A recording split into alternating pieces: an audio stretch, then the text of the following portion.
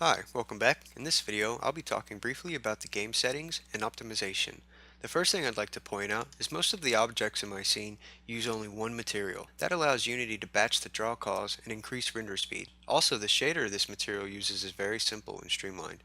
Next, our lighting rig only uses one important light, while all others are set to not important. When using the important render mode, Unity forces this light to be a pixel light, which requires more processing. So we optimize the game by using only one important light source with shadows.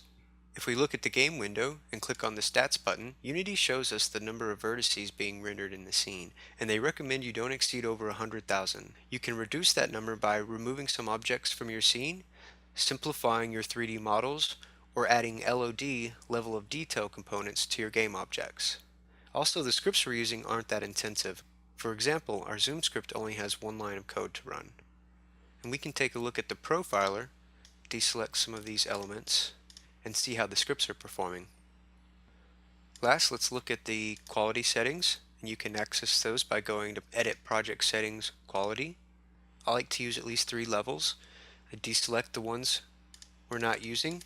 The top level should have the highest settings, while the lowest level should have the lowest.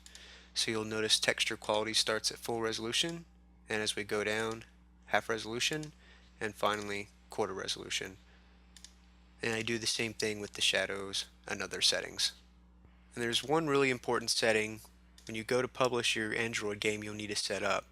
Go to your player settings, and under the Android tab, there's a parameter called Bundle Identifier.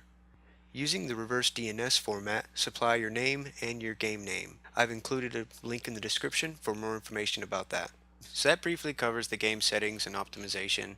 I'll probably turn this project into some sort of exploration game, but I could see this setup being used for lots of different genres. So that about wraps up this video, as well as the tutorial series. I hope this has been helpful. If you enjoyed it, please comment and share. Thanks for watching. See you next time.